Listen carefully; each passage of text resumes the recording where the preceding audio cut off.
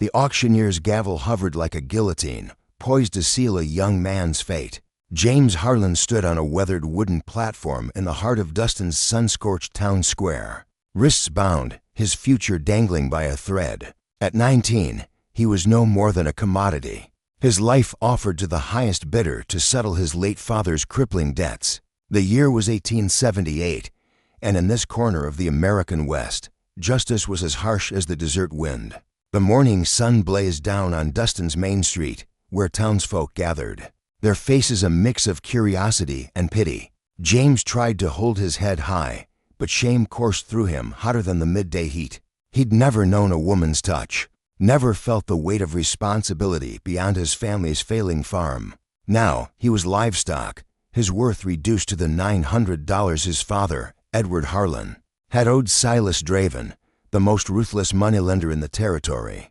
Draven stood near the platform, his silver-capped tooth gleaming as he surveyed the crowd. The man thrived on ruin, his fortune built on the broken dreams of families like James's. 3 bidders had emerged: Amos Granger, an aging mine owner whose workers rarely survived a year in his copper pits; Caleb Holt, a rancher notorious for driving his hands to exhaustion; and, unexpectedly, a woman James didn't recognize. She wore a practical gray dress, her chestnut hair tucked beneath a broad-brimmed hat. Her hazel eyes locked onto James with an intensity that unnerved him. In her late 20s, she had the calloused hands of a laborer, but carried herself with a quiet authority that silenced whispers in the crowd. 200, Granger barked, his voice rough from years of shouting orders in the mines. 250, Holt countered, spitting tobacco into the dust. The woman raised a hand.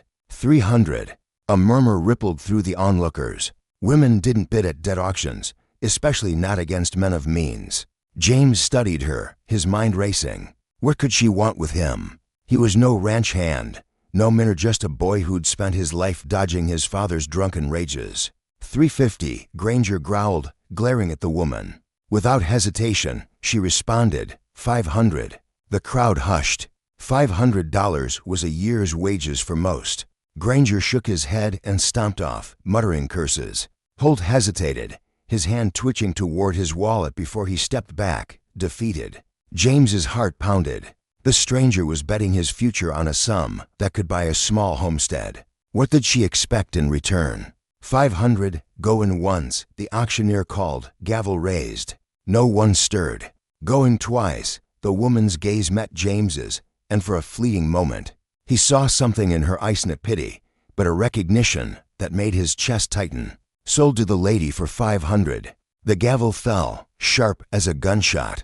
The crowd dispersed, but James remained rooted to the platform, staring at the woman who now owned him. She approached, pulling a leather pouch from her coat. Draven counted the coins with a predatory grin. "Pleasure doing business, ma'am. Hope the boy's worth it." She handed over the money without breaking eye contact with James. "I'll make sure he is." As the ropes fell from his wrists, James rubbed the raw skin, his mind a storm of questions. She'd saved him from the mines or Holt's brutal ranch, but at what cost? She stepped closer, and he caught a faint scent of sage and leather. "I'm Eleanor Wade," she said. "You're coming with me." Before he could respond, James's gaze drifted to the edge of town. 3 men on horseback lingered there, their eyes fixed on the auction with a cold intensity. He'd seen them before, trailing Draven like shadows. A chill ran through him. Whoever Eleanor Wade was, her purchase had drawn dangerous attention. Eleanor's wagon rattled along the dirt road out of Dustin, the town's dusty streets fading into the horizon. James sat beside her on the wooden bench, stealing glances at the woman who'd altered his fate. She handled the reins with practiced ease, her focus on the path ahead. The silence between them grew heavy, broken only by the creak of the wagon and the distant call of a hawk. Finally, James found his voice. "Ma'am, what do you expect from me?" Eleanor didn't look at him. "Can you read and write?" The question caught him off guard. "Yes, ma'am. My mother taught me before she passed." "Good. Can you handle livestock?" "Some. We had chickens and a milk cow before he stopped, unwilling to revisit his father's descent into ruin. Before your father lost everything to Silas Draven," Eleanor finished, her tone matter of fact. "I know the story, James. Half the county knows how Edward Harlan gambled away his farm and left his son to pay the price. Heat flooded James's face. His family's shame was a shadow he couldn't escape. "Yes, ma'am." Eleanor turned to him, her hazel eyes piercing. "I don't care about your father's mistakes. I care whether you're willing to work hard and learn." "I am," he said, the words spilling out. "Whatever you need, I'll do it." A faint smile tugged at her lips. "We'll see." As they crested a hill, James caught sight of Eleanor's ranch, sprawling across the valley below like a painting. Green pastures stretched toward the horizon, dotted with cattle. A sturdy two-story farmhouse stood at the center, its wraparound porch flanked by well-kept barns and sheds. This was no struggling homestead, it was a thriving operation. "This is all yours?" James asked, unable to hide his awe. "Every acre," Eleanor replied, pride evident in her voice. "Built it with my late husband over 10 years. Been running it alone for the last 3. James did the math. For a woman in her late 20s to own such a place was rare. Most widows sold out and retreated to family. "How do you manage it alone?" "Carefully," she said, her tone hardening. "And with help when I can find workers who don't think a woman can't tell a steer from a stallion." They neared the farmhouse, and James noted the meticulous upkeep, straight fences, a freshly repaired barn roof, healthy cattle. Eleanor knew her trade.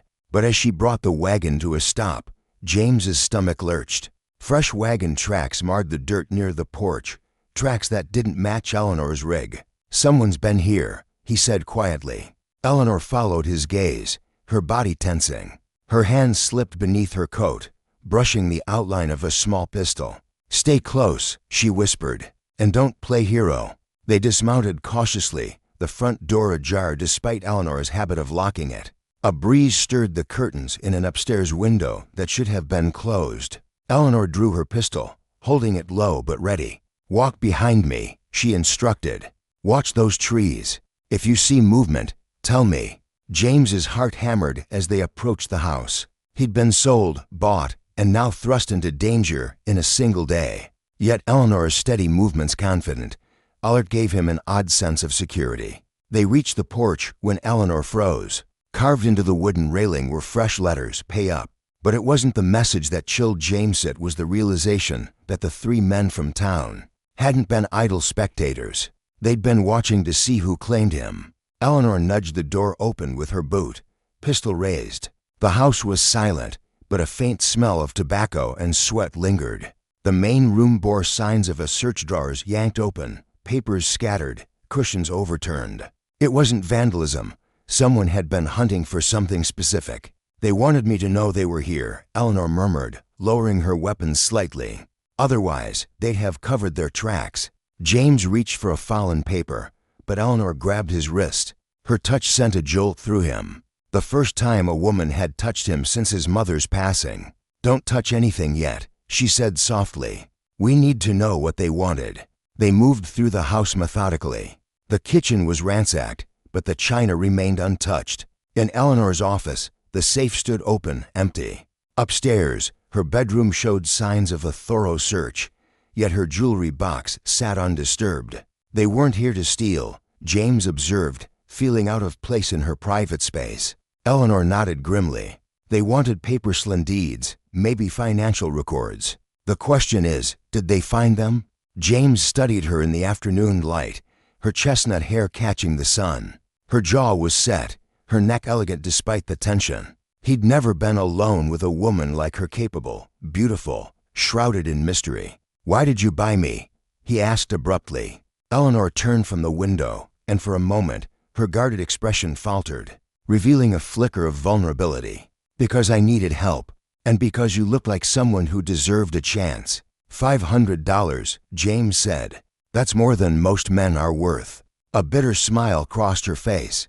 "Most men here think I'm worth less than that. A woman running a ranch alone? They've been waiting 3 years for me to fail and sell cheap." James began to understand. The men who broke in are not just thieves. "No," Eleanor said, pulling a rifle from a chest and checking its load. "They want this land, James, and they're not picky about how they get it." She handed him the rifle, and his hands trembled not from fear, but from the trust she placed in him. "Can you use this?" My father taught me to hunt before he. James straightened. Yes, ma'am. I can shoot. Good. Because they'll be back. And next time, they won't just search. As they restored order to the room, James noticed Eleanor wincing, her hand brushing her left shoulder. When she bent to retrieve a book, he saw a dark stain on her dress blood, unmistakable and fresh. Eleanor, you're hurt. She froze, her hand flying to her shoulder. It's nothing. There's blood on your dress, James said, stepping closer. When did this happen? For a moment, she looked ready to dismiss him. Then her shoulders sagged, and she seemed less like the iron-willed woman who'd outbid the town's toughest men. There was a fourth man, she admitted, waiting by my wagon before the auction. He had a knife, demanded to know where I kept my land papers. James's chest tightened with anger. He cut you. I fought back, got away. But not before she gestured at her shoulder. It's just a scratch. Let me see. His voice carried an authority he hadn't known he possessed. Seeing her in pain stirred something protective, unfamiliar but fierce. Eleanor hesitated, then nodded. Medical kits in the pantry. Hot water's on the stove. James gathered the supplies, his hands shaking. He'd never tended a woman's wound, never been in such an intimate situation. When he returned, Eleanor had removed her outer dress, sitting in her chemise and corset, her shoulder exposed. The cut was deep, an angry slash that had bled heavily. This is no scratch, James said, cleaning the wound. You should have seen a doctor. And let Dr. Weston spread the news that I'm being threatened. Eleanor's jaw tightened. Half the men in Dustin want me to fail. James worked carefully, noting her sharp breaths when he touched the tender skin. Why not sell? Go somewhere safer? This is mine, she said fiercely. My husband, Nathan, and I built this from nothing. We dreamed of passing it to our children. Children, the word slipped out. Eleanor's expression softened, tinged with sorrow. We tried for 6 years, lost 3 babies before they could draw a breath. When Nathan died in a riding accident, I thought about leaving. But this ranch is all I have left of our dreams. James finished bandaging her shoulder, his mind reeling. This woman had endured more loss than most, yet she fought on. That's why you need help, he said quietly. Real help, not just someone to buy. Eleanor turned to him, their faces inches apart. James, you need to understand, men who want this land won't stop at threats. If you stay. The sound of hoof beats cut her off. Eleanor grabbed her rifle and moved to the window, James close behind. 5 riders approached, their faces hard and familiar. 3 from town, plus 2 others. All armed. The leader, a broad-shouldered man with a scarred face, called out, Eleanor Wade, we need to talk. That's Gideon Voss, Eleanor whispered. Foreman for Tobias Kane, the cattle baron who wants my land. James positioned himself at another window, his heart racing. He'd never faced armed men, but Eleanor's trust steadied him. Mrs. Wade, Voss shouted. Come out peaceful, or we burn this place down. Eleanor nodded grimly, but as they braced for a fight, neither noticed the 6th man creeping toward the back door, his knife gleaming with dried blood. The back door creaked just as Voss's countdown ended. Eleanor spun, but James was faster. The Intradera-weary man with the same knife that had cut Eleanor stepped into the kitchen. James swung his rifle butt, catching the man's skull. The intruder collapsed, his knife skittering across the floor. Nice work, Eleanor whispered, but there was no time to celebrate. Voss's voice boomed, time's up, woman. Let's smoke 'em out.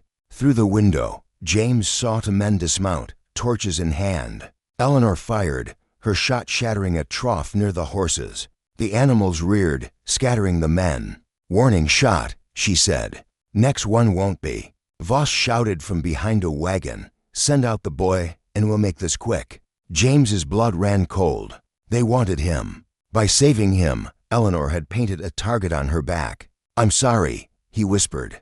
This is my fault. Don't you dare, Eleanor snapped. This started long before you.